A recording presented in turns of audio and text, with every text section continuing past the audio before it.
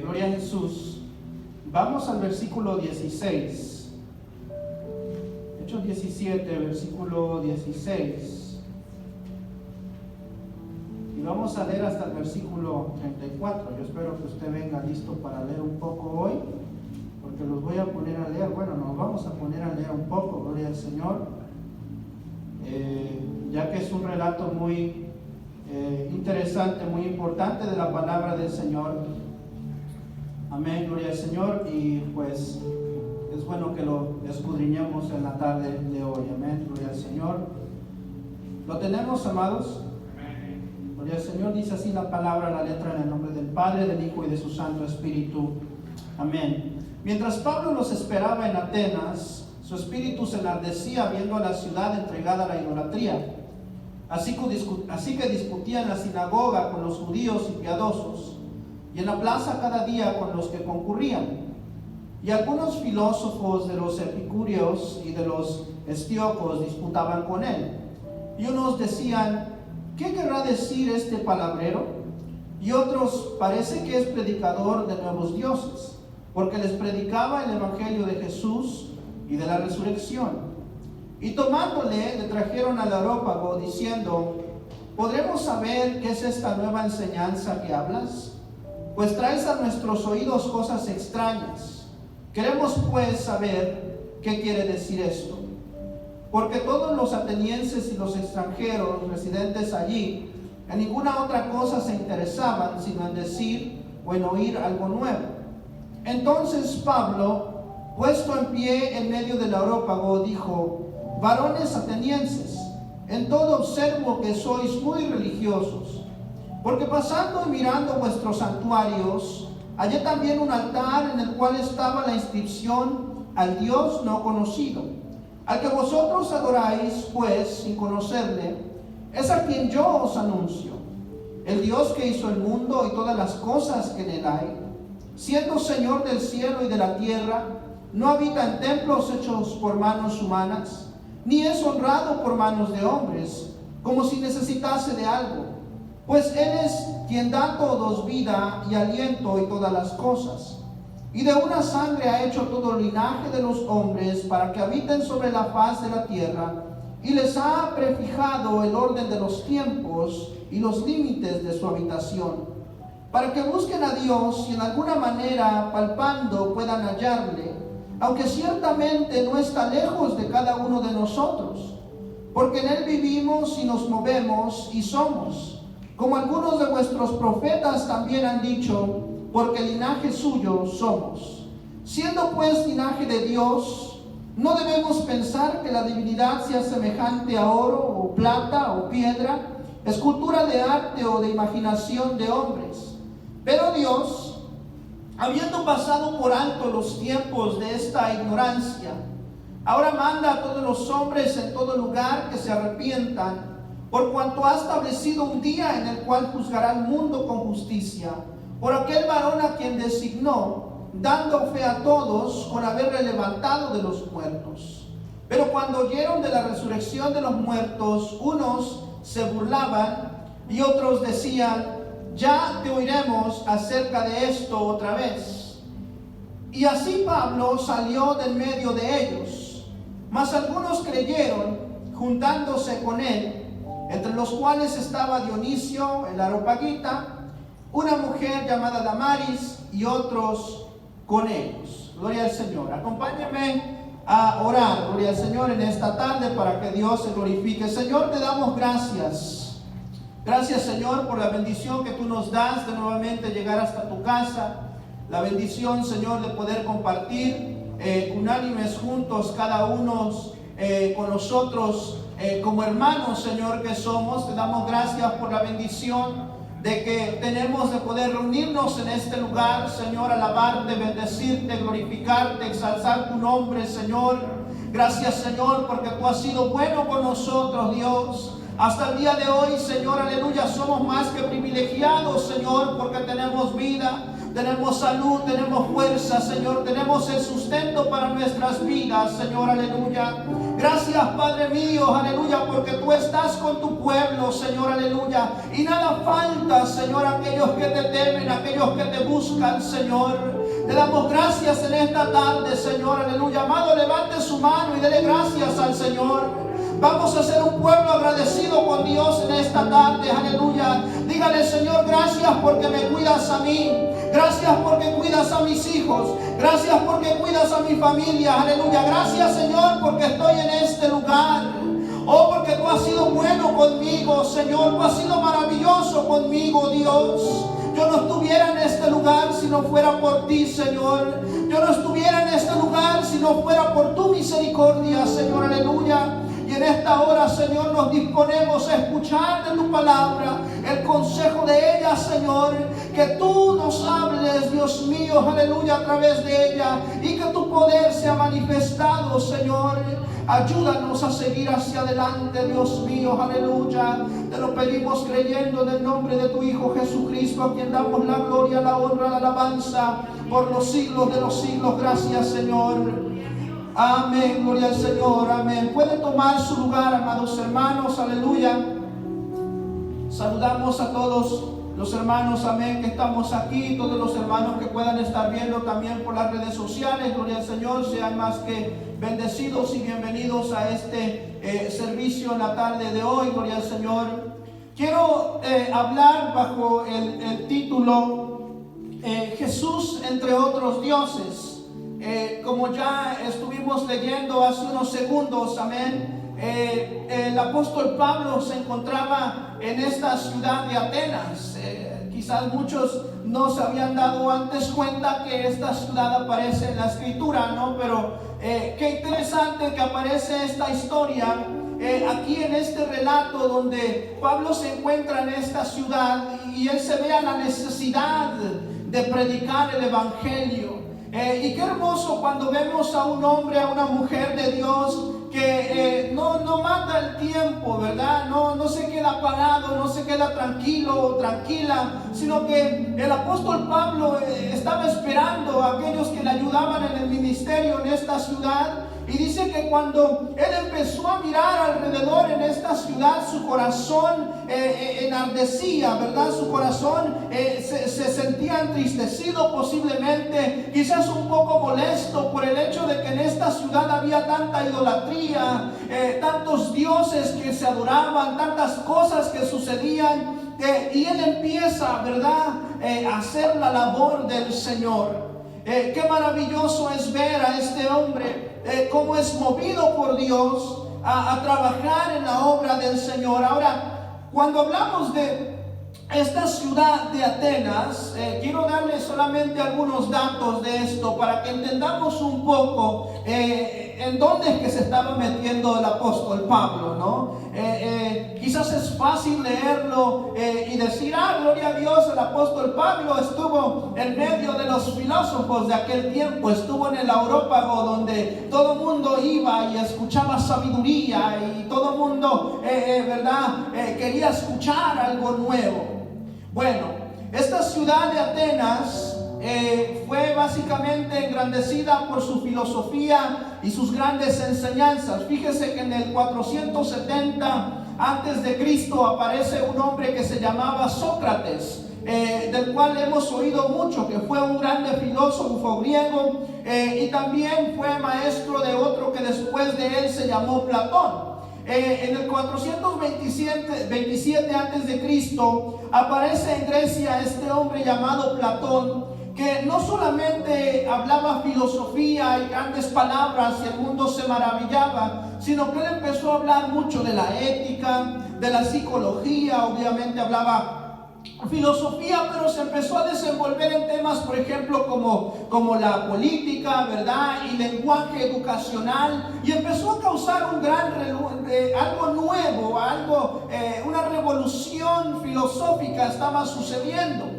Después de este hombre Platón aparece otro de sus discípulos de Platón que se llamaba Aristóteles. Cerca del 348 antes de Cristo aparece Aristóteles, ¿verdad?, en el mundo de la filosofía, Y este Aristóteles se conoce como el padre fundador de la lógica y de la biología, y todo el mundo se maravillaba y todo el mundo miraba a estos hombres, los escuchaba hablar y decían: wow, qué grandes cosas están hablando, qué cosas tan maravillosas dicen, la ética, el protocolo, el hablar en frente del público, y todas estas cosas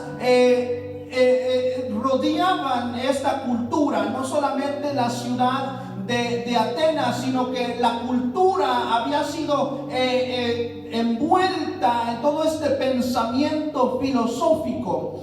Y el apóstol Pablo se encuentra con este grupo de personas ahí en Atenas, en donde él básicamente no solamente tenía que derribar los argumentos de su mentalidad de ellos, lo que ellos pensaban, pero tenía que introducirles a este Creador, a este Jesucristo que había muerto por los pecados de todos. Entonces tenía una tarea difícil el apóstol Pablo en esta ciudad.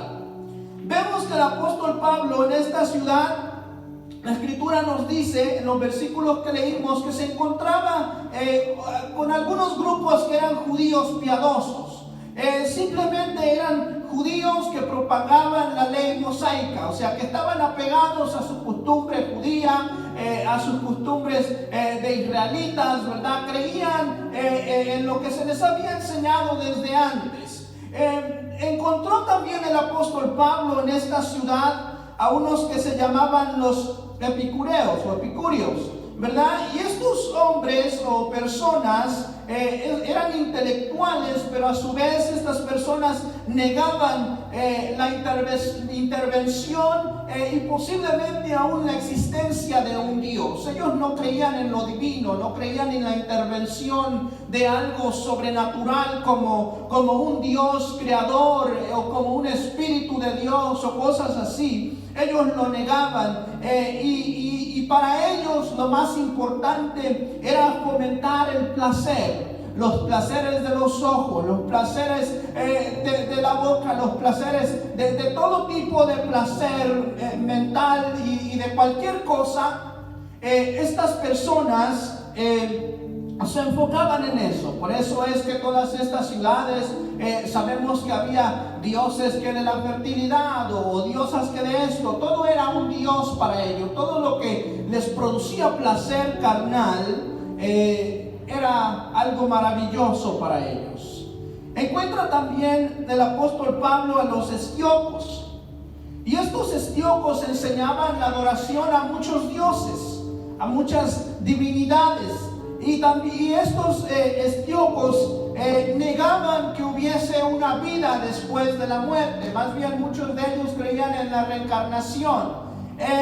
Entonces vemos cómo es que el apóstol Pablo tiene que introducir a un Dios en medio de muchos dioses, ¿no? Tiene que introducir a un Jesús que no solamente es Mesías, Salvador, sino que también tiene la divinidad de un Dios. Y tiene que meterlo en medio de este círculo de mucho conocimiento, de mucha sabiduría, y hacerlos entender a todas estas personas que había un camino mejor.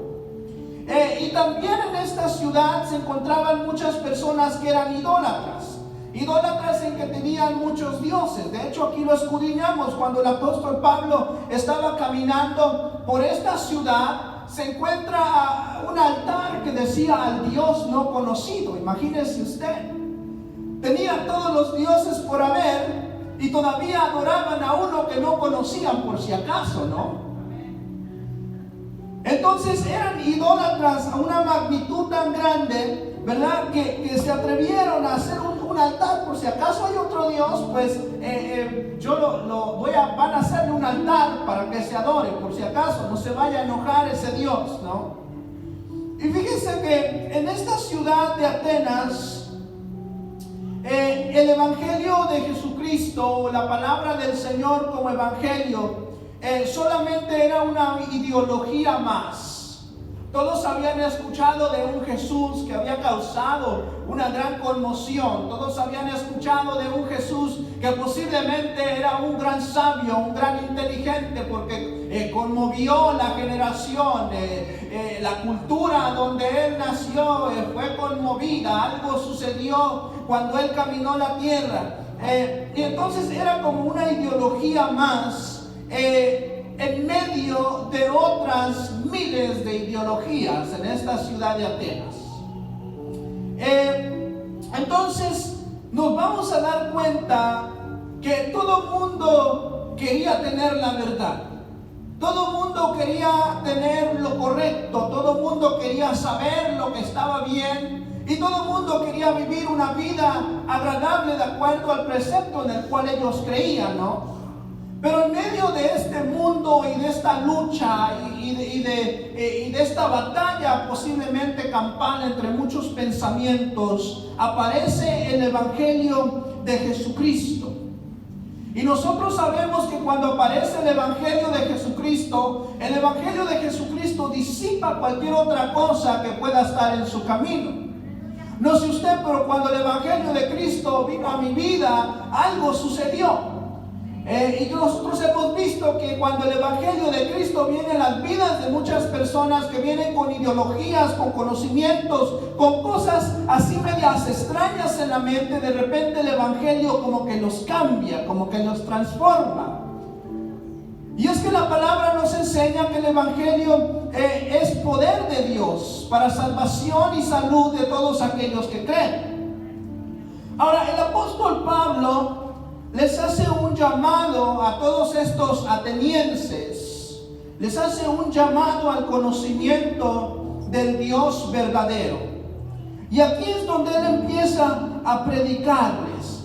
Después de decirles que de encontrar este altar con una descripción que decía el Dios no conocido, él empieza a hablarles del verdadero Dios, del único Dios. Les presenta a un Dios que es creador, a un Dios que es Señor, a un Dios que no habita en templos hechos por humanos, un Dios que no es honrado por manos humanas, también dice, y presenta a un Dios que es dador de la vida y de todo lo que existe.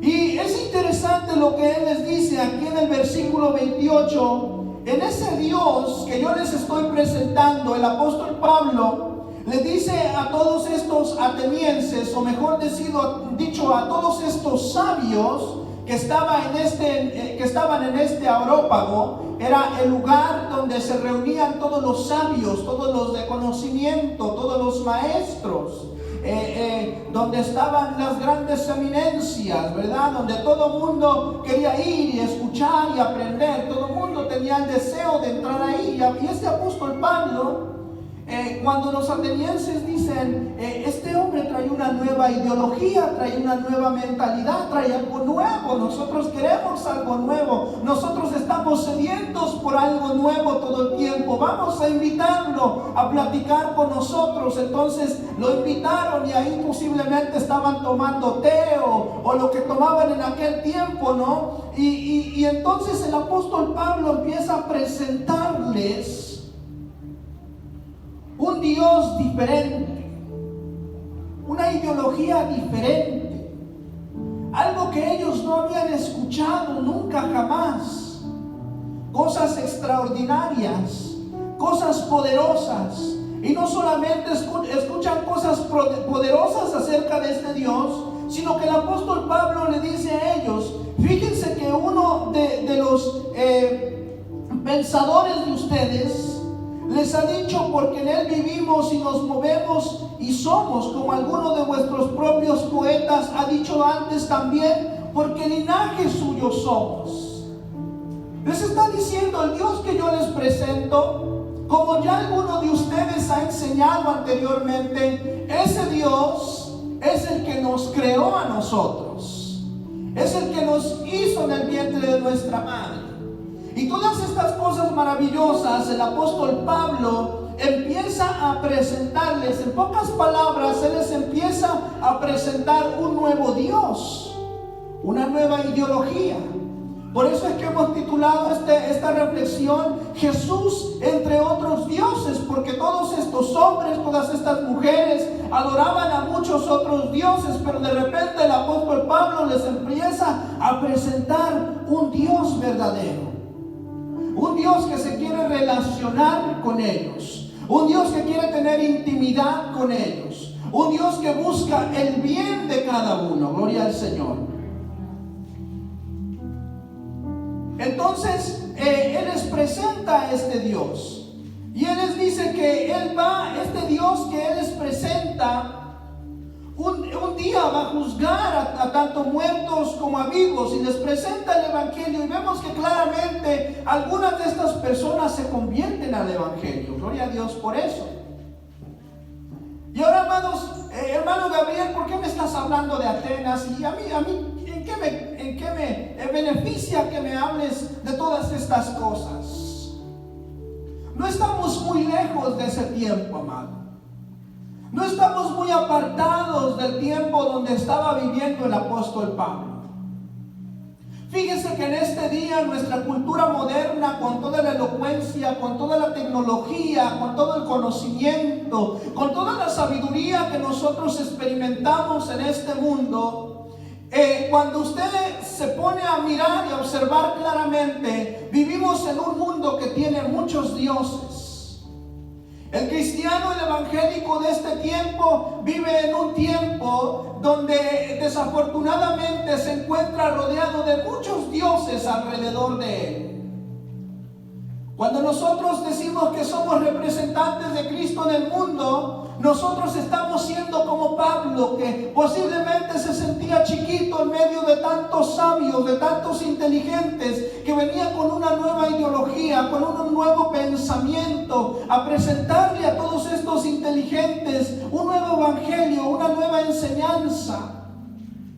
Y a veces así nos sentimos posiblemente nosotros, en medio de este mundo donde hay muchos dioses. Hermano Gabriel, yo no veo tantos dioses. Le voy a dar un ejemplo, o unos ejemplos de los dioses de este siglo, de los dioses con los cuales Jesucristo tiene que combatir en este tiempo. Si en aquel tiempo eran muchos, en este tiempo yo me atrevo a decir que son millones. Los dioses con los cuales a veces nuestro mismo Señor tiene que encontrarse combatiendo en contra de ellos para asegurarse que nosotros estemos bien. ¿Y sabe cuál es lo difícil de decir de esto? Que a veces nosotros mismos nos creamos dioses para nosotros mismos y no nos damos cuenta y no le damos el primado al verdadero Dios. ¿Cómo cuáles dioses? Bueno, hay dioses religiosos. Hay gente que idoliza a los predicadores. Hay gente que idoliza tales religiones. Hay gente que se postra frente a cualquier persona que se le presenta enfrente. Están en el evangelio del Señor, pero de repente aparece un apóstolobo y se van detrás del apóstolobo. O están buscando, sirviendo al Señor, de repente se les presenta por ahí un profeta de los que andan hoy en tiempo y se van detrás del profeta, idolizan, los hacen dioses, los empiezan a alabar, los empiezan a adorar a estos hombres como si fueran dioses, le quitan el primado al Señor. Entonces no estamos muy lejos, amado.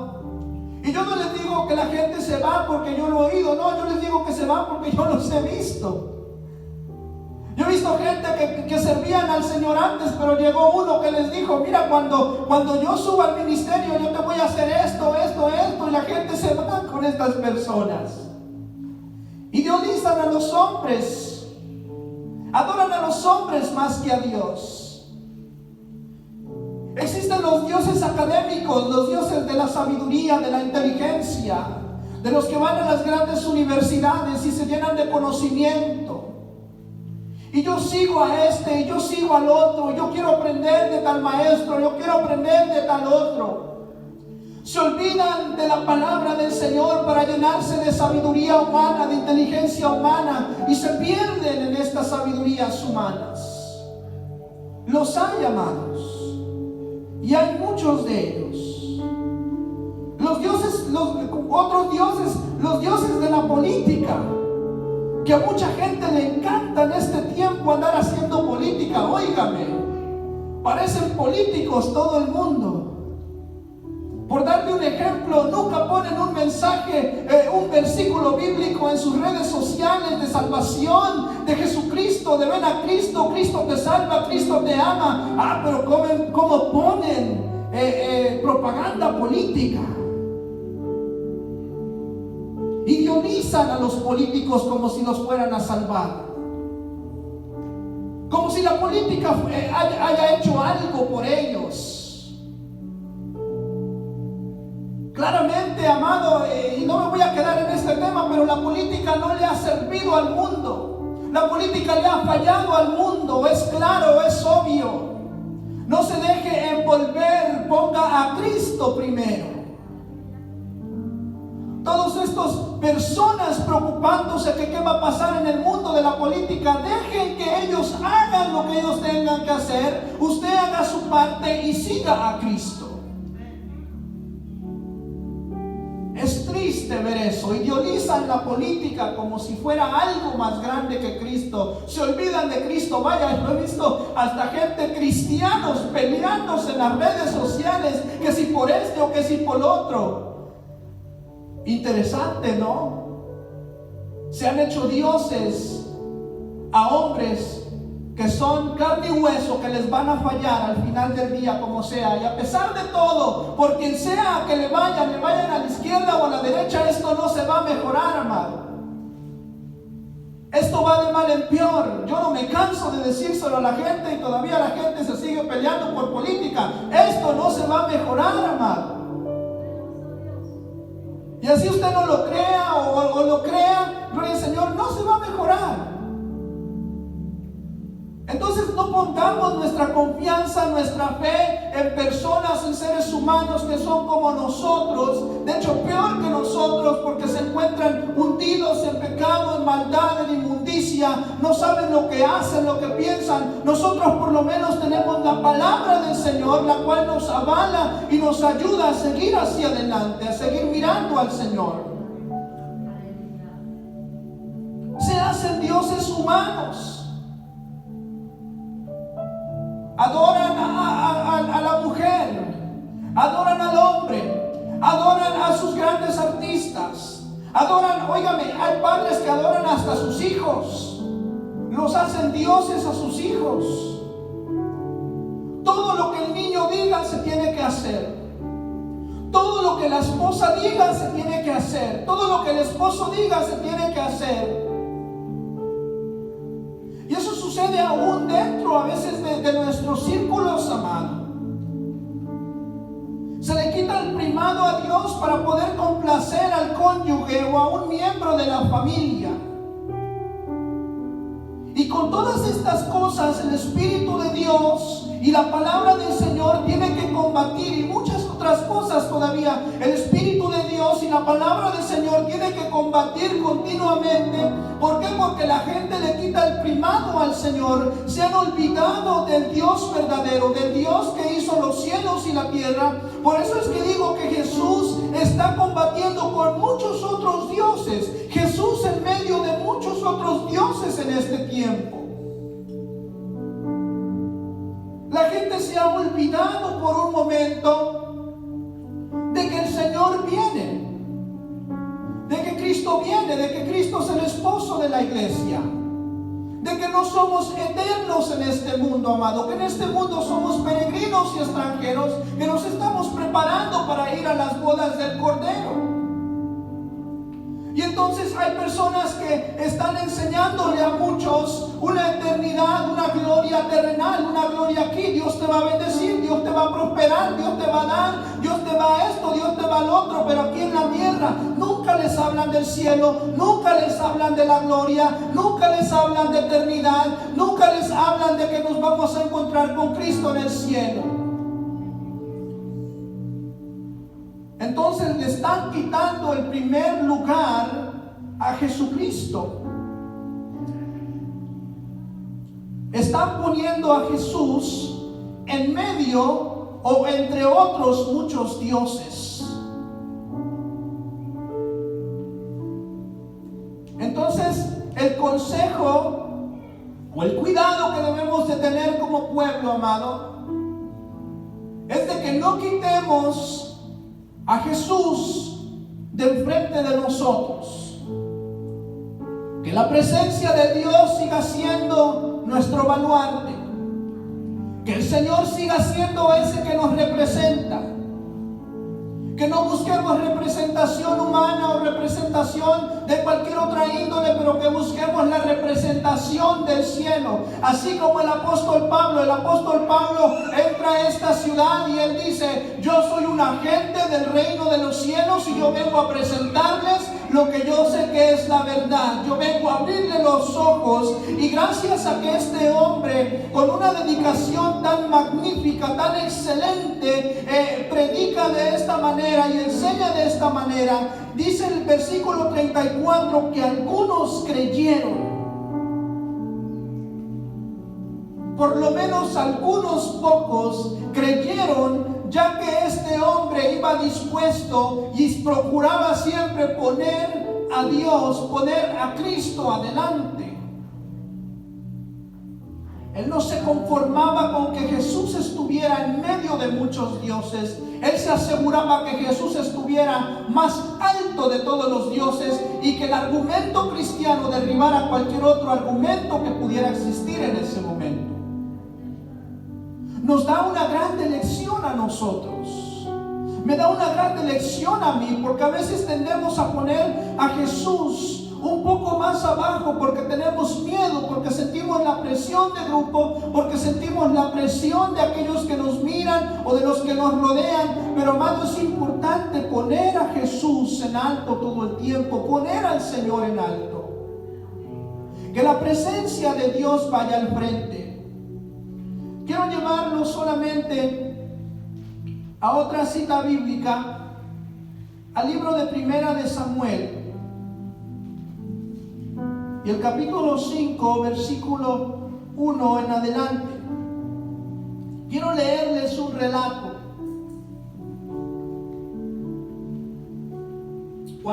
De lo que sucedió. Dice así la escritura: cuando los filisteos capturaron el arca de Dios, la llevaron desde Benecer a Asdod. Y tomaron los filisteos el arca de Dios y la metieron en la casa de Dagón y la pusieron junto a Dagón. Y cuando al siguiente día los de Asdod se levantaron de mañana, he aquí Dagón postrado en tierra delante del arca de Jehová. Y tomaron a Dagón y lo volvieron a su lugar.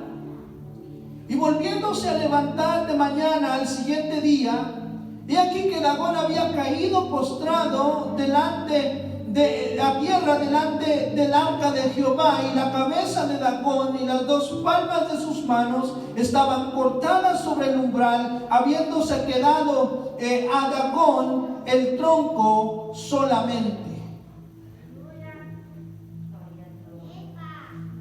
Alaba, eso es, ¡epa! Cuando la presencia de Dios está en medio de otros dioses, tenga por seguro que esos dioses se tienen que doblegar ante la presencia de Dios. Hermano, pero usted me está hablando de Jesucristo. Jesucristo es la presencia de Dios. Esta arca era Jesucristo representado ahí. La leña con que fue preparada, la madera con que fue preparada representaba la humanidad de Cristo. El oro con que estaba cubierto representaba la divinidad de Cristo. La ley que estaba dentro representaba la voz de Cristo. La vara es la vara que nos guía, el camino, la verdad y la vida. El pan que estaba dentro, Jesús es el pan de vida. Ahí estaba Jesús en ese santuario. Y cuando Jesús, la presencia de Dios, entra a ese santuario, a un Dios pagano, ese Dios no le queda otra que doblegarse delante de la presencia del Todopoderoso. Cuando veamos los dioses de este siglo arrasando, Y acercándose a nosotros, ¿qué es lo que vamos a hacer? Nos vamos a llenar de la presencia de Dios. Nos vamos a llenar del Espíritu de Dios, del fuego de su Espíritu, para que todo Dios que quiera brincarnos encima y querer apagar la luz de Cristo, pueda esa presencia de Dios derribar todo argumento. Y que la presencia de Dios sea la que doblegue a todos estos dioses de este mundo. Pero solamente con su presencia, solamente con su Espíritu. El Señor le dice al profeta: profeta, no es por tu fuerza, no es por fuerza humana, no es por fuerza de hombre, no es por carne, es por mi Espíritu, dice Jehová de los ejércitos. Solamente con el Espíritu de Dios, amados, podremos vencer, podremos derribar las barreras, podremos derribar a los dioses que se nos afrentan en este tiempo. Así como el apóstol Pablo tuvo la habilidad, la capacidad de ir, entrar, confrontar, predicar, enseñar y salvar a algunos, nosotros tenemos la misma capacidad, porque el Dios del apóstol Pablo es el Dios nuestro también. El Espíritu que estaba en el apóstol Pablo es el Espíritu que está en nosotros también, y el Cristo del apóstol Pablo es el Cristo nuestro también. Nosotros lo podemos hacer también. Así es que, amados, en una guerra,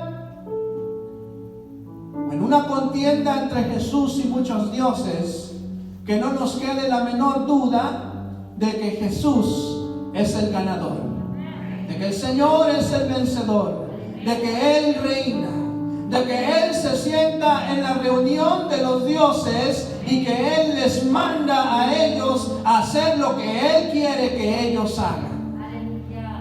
Poderoso es el nombre de nuestro Dios. Dios le bendiga, Dios le guarde de manera muy especial. Siempre un privilegio poder hablar la palabra del Señor para cada uno de nosotros.